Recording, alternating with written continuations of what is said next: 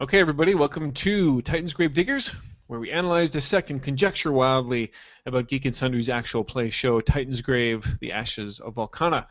I'm one of your hosts, Chris, here again, of course, with Eric and Shannon, and today we're discussing Chapter 7, where we had riddles, mysterious manors, creepy teddy bears, and fire-breathing panthers, or sex panthers, depending upon how you want to look at it.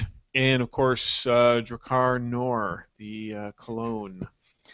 Which I found quite amusing as being someone who I think I actually wore Drakkar Noir when I was in high school briefly, but thankfully it went out of style or I ran out. So what did you go? Oh, as always, just before we jump into things, if you do have questions, we're going to try and tackle some of those near the end of the show. But by all means, Q&A is active. So if you have anything you would like to ask, by all means, go ahead and ask. All right. So, what overall assessments, opinions? How did we all feel about this episode today? I think this episode was another one of your good transition episodes. I mean, you ended the previous episode knowing that you were going to go to Reed Manor. Didn't really know what that was all about, but it turned into, I think, almost a. It felt like to me like they stepped into this like almost degenerate, decadent, fallen society. It was um, very pulp adventure to me. It really hammered home that fallen society. You had the mountaintop manor with all this like obvious riches and during its time it was almost like a Romanesque kind of feel, and of course you have all the exotic birds and things like that. There was a lot of little things in this episode, especially when you talk about that point, that made it almost feel like they were like they went through a barrier into another time, and that was kind of cool for me. There was a lot of role play moments that I really liked in this episode, and some table talk instances that I really liked, primarily from Hank. So I'll get into that in a little bit. But for the episode itself, though, I think this was a good mood-setting episode.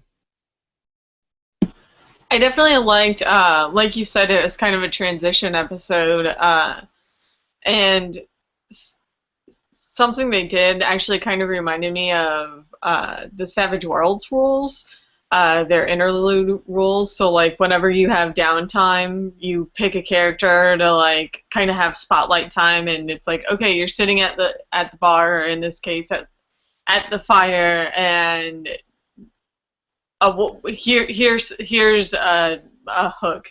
How do you handle that? And like kind of force character development and background information that way. And I kind of liked how he worked that in.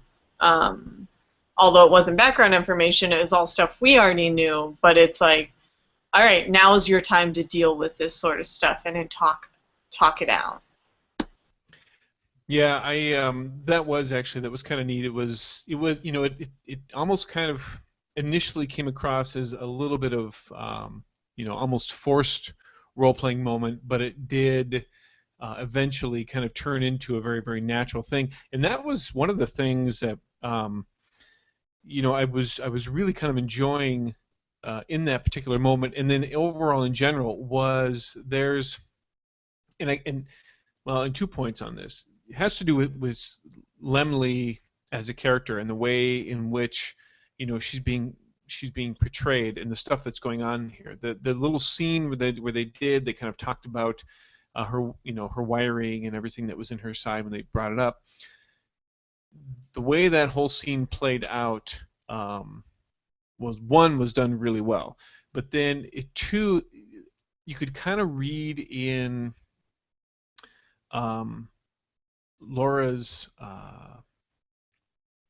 her facial expressions, I guess that was what I'm trying to say, is there was a lot more going on with that character than what was really being said, and I kind of I kind of felt bad in a certain sense for the short amount of time that this show is. We know we've got like 3 episodes left, and I really picked up the sense that there was a lot of backstory going on there that we just might never really know about. And if had this been a much longer, campaign, and things had gone on, several months, like they can often do in normal campaigns, um, we would probably be able to find out about that. And so I kind of, in a certain sense, I kind of felt cheated, but I also liked that particular aspect because it made me realize, she's adding much more depth to this character than maybe is necessary for the type of show that this is.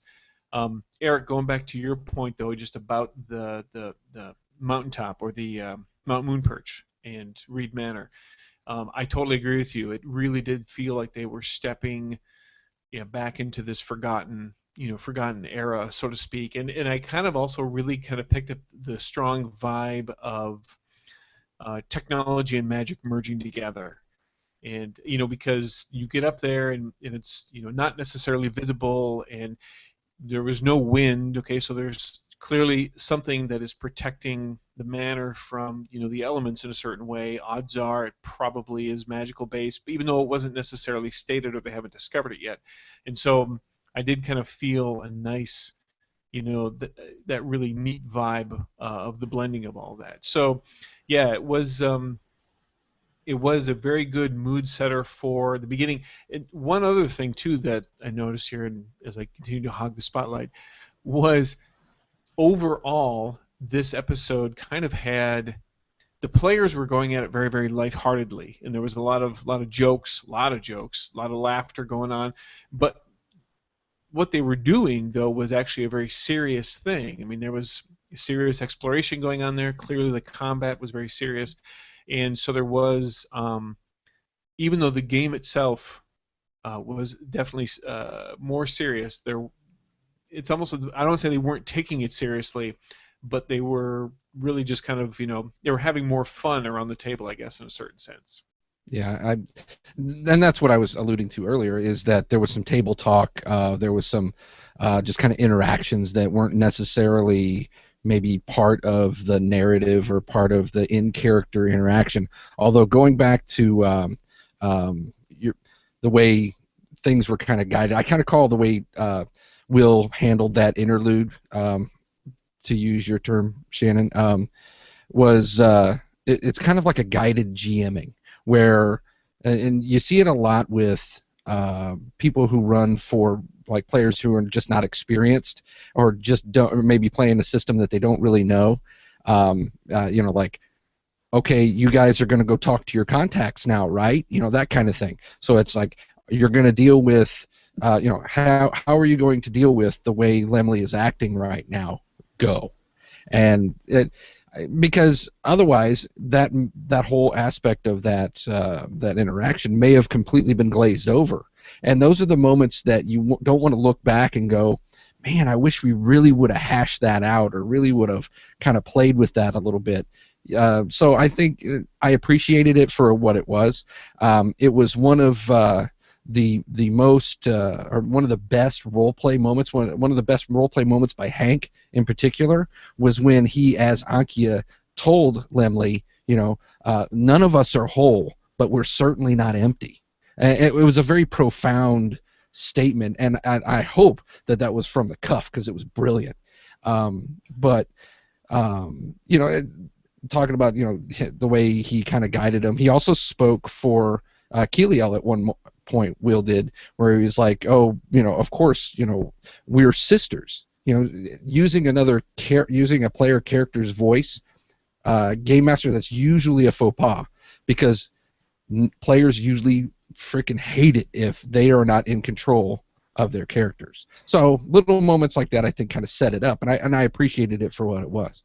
I was actually going to put in and comment on just that. I liked that he set up the role play moment. I do not like that he spoke for the characters. He's like, because these guys are doing a pretty good job of role playing themselves, and then it's like, okay, so Lemley does this, and it's like, no, she didn't. I mean, it also could have been cut. That is possible on this sort of show, but at the same time, it's like, well, you're talking for the characters now. Like, there's just no need. It's a tough thing to manage, to go after in a game master, from a game master standpoint, because and I feel and I'm with you, Eric. It is kind of a faux pas to do that, but yet, at the same time, I understand probably some of the unspoken reasoning behind what he did. He may have wanted to get across a particular point, a particular bonding point, to try, and Oh, maybe like Limley's gonna die. maybe well, certainly. No, because it'll be we all know it's going to be Sleth, but No, it's not. it you you want to try and build closer bonds, because yeah, maybe something else is going to happen down the way, or maybe you're laying some groundwork for some additional plot stuff later. We've kind of seen that. The glyphs, Eric, you talked about those a few episodes ago, how you were upset they weren't really anything more than just a boost, but yet here now suddenly they have a larger purpose, something a bit more than what was on the surface. And this could be kind of in that same thing. It did bother me that Will did use that tactic, though I can understand some of the reasoning behind that. I don't know if I would necessarily would do it if I was at the table, but I can get why he did it. Yeah, whenever you start playing the characters for the players, that's usually when you get stabbed with a pencil or something like that. But talking about some of the other outside of the conversation or just conversational play and things like that. There was a few kind of it's almost like slice of life kind of. I saw my game group in this moment when Hank brought up the Saurian menstrual cycle, and I mean, we've had ad nauseum discussions about reptilian reproductive organs and things like that when it comes to lizard men and whatnot. So it was as soon as he said it, I thought I could be sitting at this table right now because I completely understand what he's talking about. And in another moment, there was another Hank moment where they were rolling for something. I think it was Yuri. He was rolling, and he kept rolling really well, and he's like, "You're wasting those rolls," and that's such a gamer thing to say, because you're rolling for no reason, and you roll a maximum natural 20 or 3d6 and you get an 18, and everybody at the table goes, "You just wasted that," as if that it was going to come up later on if you would have saved it. That's a very gamer moment there. So I really appreciated that stuff. I'm really glad they kept that stuff in and it didn't hit the cutting room floor. Not only is that a gamer moment in that, oh, it's going to come up in Dice Superstition and stuff like that, it's also a gamer moment in that anything that's not combat doesn't matter. It's like, oh, you wasted that 18 on this, what might be a really important, riddle roll or, whatever. It's like, it's not really wasting it, and they still succeeded really awesomely at this other thing. Yeah, it is a good thing to show, because everybody who has played at a gaming table for any length of time absolutely has gone through those same things. Oh my gosh, I'm rolling so good, and it's on such a crappy thing that doesn't really matter. But yet, in certain circumstances, it absolutely does matter. It's not, and it's nice that was kept in there, because it's very illustrative of how tables often behave. And even some of the other stuff that was kind of unnecessary, but yet kind of funny. The whole, the menstrual cycle thing, those kinds of discussions come up around the table, or the joke about when they're out shopping, and Ankia is going to buy an extra pair of underwear for the trip. Those kinds of joke things, and of course, what would have completed it if he would have actually written it down on Ankia's character sheet that he would have gotten those extra underpants. Those are absolutely slice of life things. Speaking of slices, I also liked we got to learn a little bit more about just kind of the world itself. Unless I had missed it earlier, Valkana has 2 moons. That was something I didn't know before. Um, the nice visual element about the horses that they got, that it looked like Ukla the Mox horse from Thunder the Barbarian, just because it makes the GM happy. Nice visual tie-in to say, oh yeah, I remember. Not only do I remember that show, I remember what that horse looks like, and so it gave me a little bit better tangible grasp on what the world is like outside of the cities and things which are very easily to identify with. Right, and that going back just really quick on one of the like the nothing statements or just the joke stuff. First of all, Jeremy is not missing in action. We finally find that out, and then he makes a Humpty Dance reference on their in their trip, which I thought was rather funny. That was fantastic. So, but yeah, I mean the like I said before, it's this whole mood, it's the theme of Titansgrave, just flat out. He said from the beginning when he started this project, I want something like Thundar the Barbarian. So of course he's going to use elements from that source material because that's what he wanted it to be. And sometimes as a game master, you don't have to be pretentious and try and make up. If you're going to make it look like Ukla the Mox horse, you can just say it's Ukla the Mox horse, and that's or like he said when he was trying to imitate the Scooby-Doo monster, and and then everybody at the table was like, man, all you got to do is say that. You don't have to always come up with you don't have to reinvent the wheel every time you play this game. Going back to part of your comment about Jeremy being back and he's not lost in action, I noticed that it kind of, which again, this could have been the editing, but it kind of goes by the rule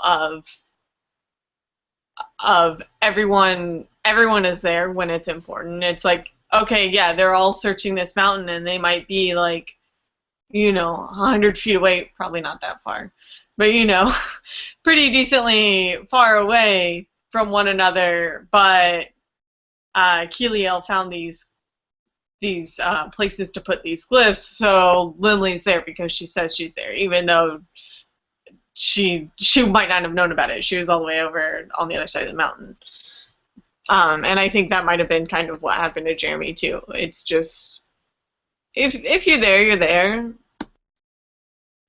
Yeah, he kind of took on. He in a certain sense did take on the role of a familiar, kind of like you had. Yeah, I think you had mentioned that last episode, Shannon. That he might just show up when he just kind of needs to be there. That's clearly kind of what he did, because he wasn't really. He was there briefly, and then he was gone. And he may just pop up again when he needs it. Just a reminder to those of you who have joined in a little bit late. Of course, we do have Q&A is active, so if you do have questions, by all means, please go ahead and ask them, and we'll try and take care of some of these at the end of the show. Let's kind of shift gears a little bit. Let's talk about them leveling up and getting into some of the meat of the rules. They all kind of were able to level up and take care of a few certain things that they needed to. Lemley's intelligence boost that she got, even though it didn't seem to really help her later on in the episode, is one example, as well as the assassins thing. But what did you kind of notice or pick up in regards to how they adjusted their characters? Well, with first of all, when it comes to leveling up, as soon as he said, ding, you level up in the beginning of the episode, I was like, oh crap, because nothing kills a game night more than leveling up. So I'm wondering how much hit the cutting room floor from that point to, or have they leveled their characters ahead of time, which is something I do. But when it comes to like the choices that they made, it's certainly, I think the biggest, like the most dynamic character, of course, is Sleth, which is evidenced by that fight. Is it the staff, or was it his leveling, or a combination of both? But or just all of a sudden Yuri starts rolling well. it's, I mean, it could have been a combination of all three, really, because in that fight with the panther with a zillion adjectives in front of it, he kicked ass, and that was like the first time Sleth could ever done anything like that. And I was like, I'm sitting there watching this, going, yeah, because it was like he finally got to do something really awesome. It was because he wore a bucket all through the Comic-Con panel. I don't know if you guys have seen the pictures or watched the footage of it yet, but over the weekend was San Diego, or wait, was that 2 weekends ago?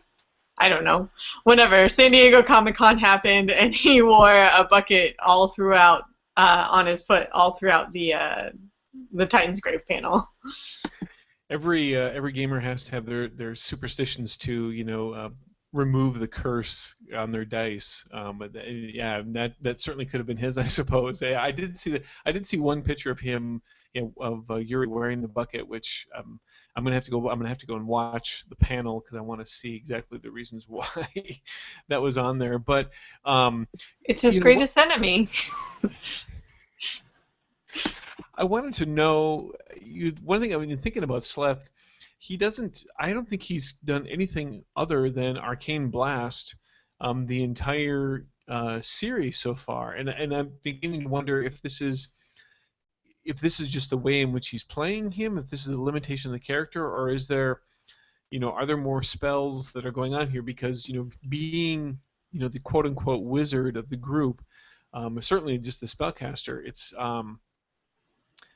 I haven't seen a whole lot of that going on. There really hasn't been that much there, unless for some reason it's going right over my head and I'm not picking it up.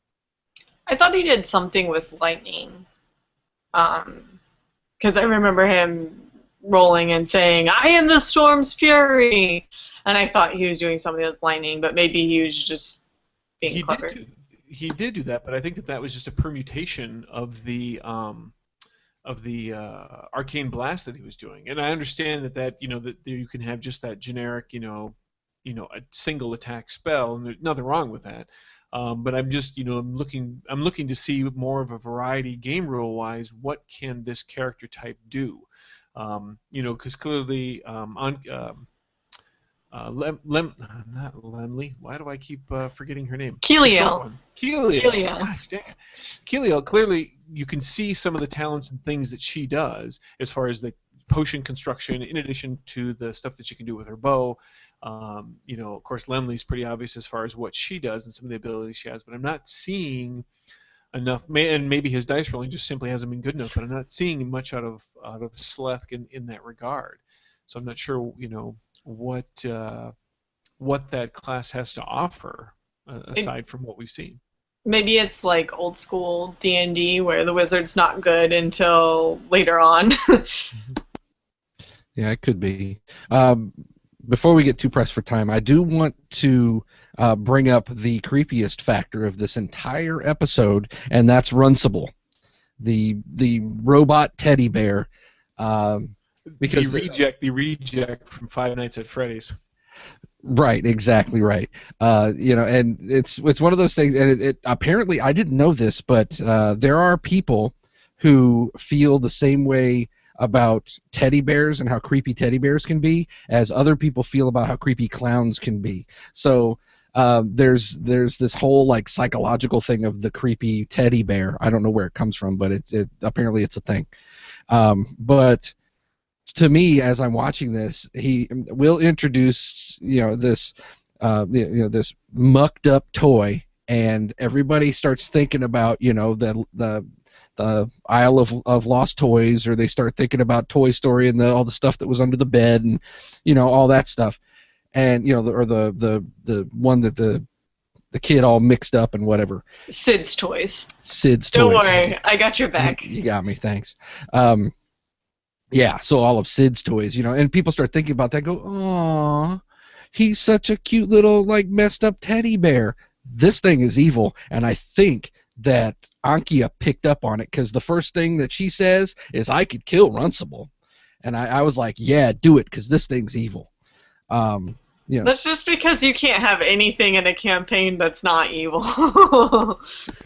No, that clearly, and the artwork only made that the whole creepy teddy bear thing even more creepy. I mean, the visual imagery of it, especially with the one eye hanging out, and doing all that, yeah, incredibly creepy. And you contrast that with the voice that Will was, doing with that, and suddenly it makes it even more just eerie. And yeah, absolutely, Ankia does not trust this teddy bear. And my initial reaction was kind of the same way. I'm thinking to myself, okay, they're gonna this oh, here comes their first combat encounter. They're gonna have to fight this weird cyborg teddy bear thing. But and I still think that there's something definitely twisted going on in there, and I'm sure it'll come out, at some point, and there'll be Runstable will be. I don't know. There's be something not quite right about that bear later on. I mean, who knows? Maybe that'll be the thing that ends up killing Sleth in the end. But No. Runstable's good, and Slusk isn't gonna die.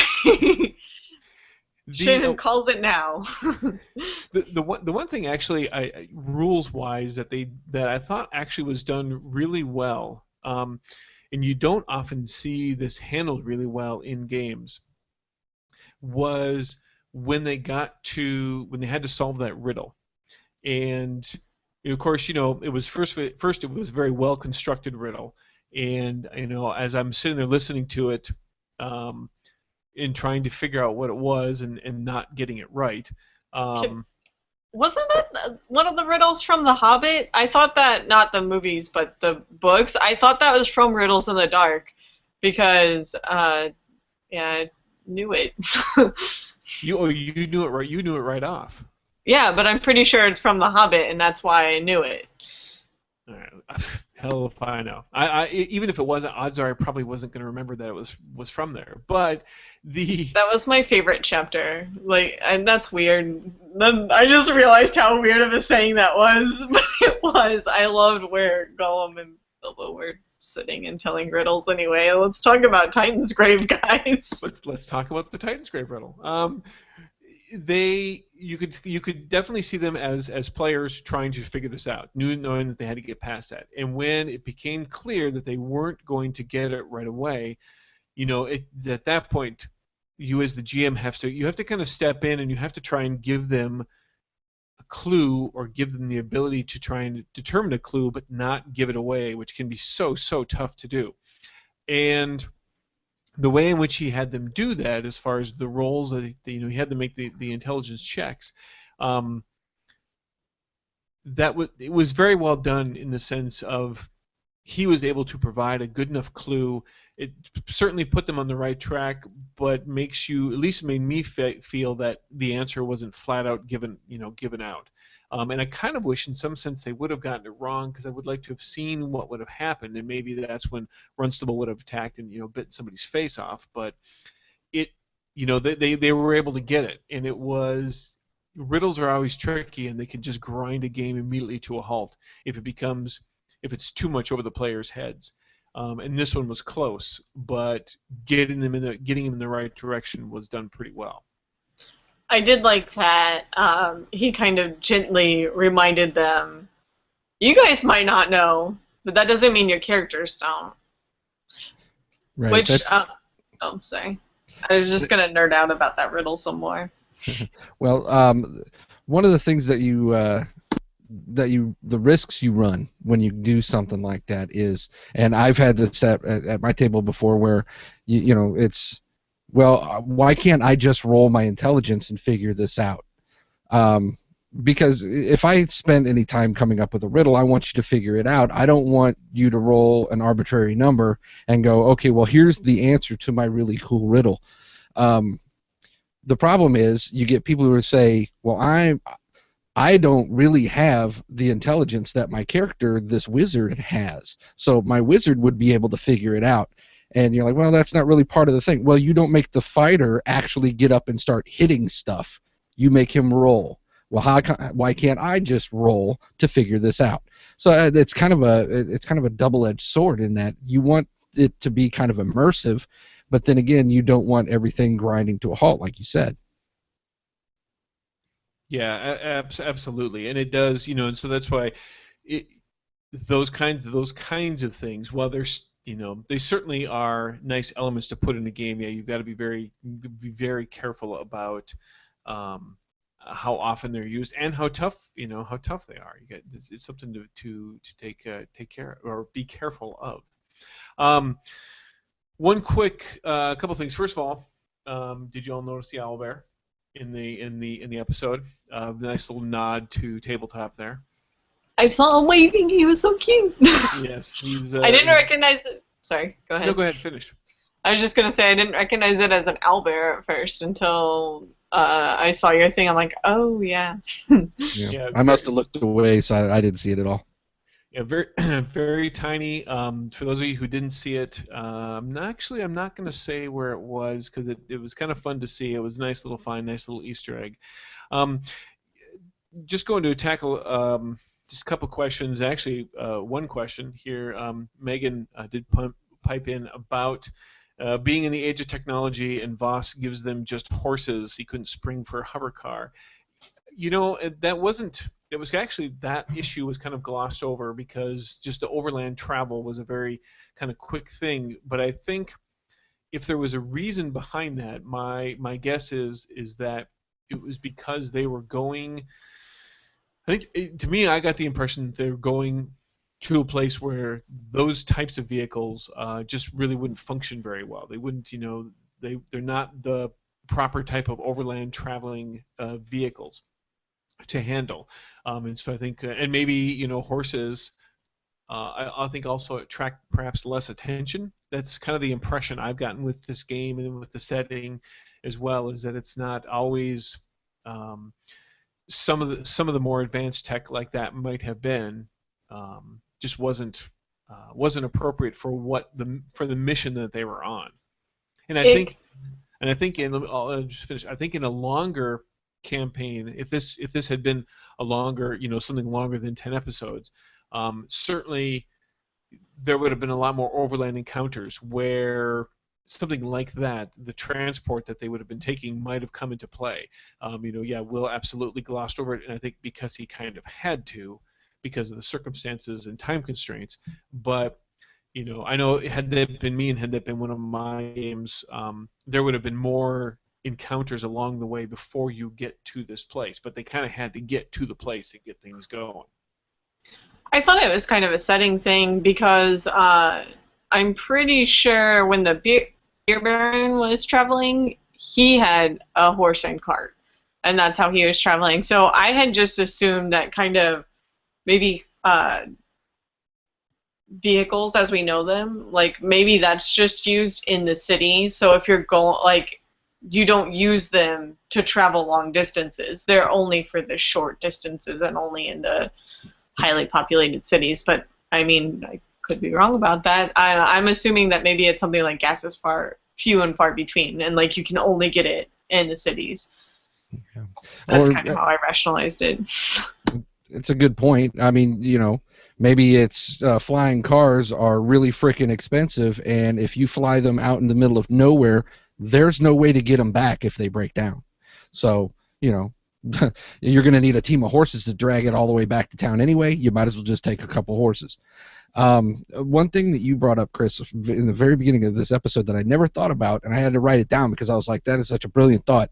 When you're talking about the mountaintop chateau, manor, reed, or whatever you want to call it, you said maybe there was no wind, and it was maybe it was protected by a shield. And I thought the first thing that popped in my mind was the extinct birds, because I was like, how in the hell are you going to keep extinct birds in one area? It was very Galapagos Islands, for me.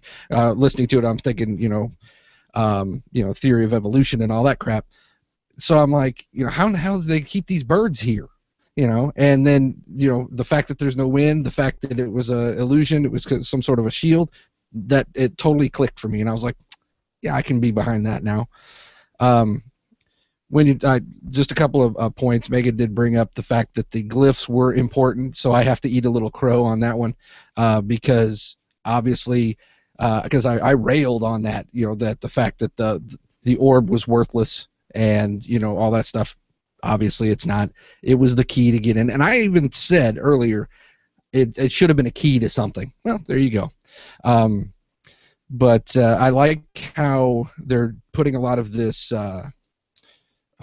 like emphasis on family. This whole which kind of makes me wonder. He's really hammering home family, family, family, family. And anybody who knows anything about like writing any kind of suspense or thriller or anything like that is you see the story with what you want it to be. So when it happens, the audience doesn't go, where the hell did you get that? So, seeding it with family, family, family. My next wild conjecture is we're going to have a Luke, I am your father moment. So this faceless evil. One of the party members is a descendant of the prophet. I like that. I think, yeah, I could probably get behind that. I can probably get behind that. Yeah, I think there is going to be there clearly is going to be a bombshell of some sort. You could just get that sense, and that would be a good one, and it certainly could be.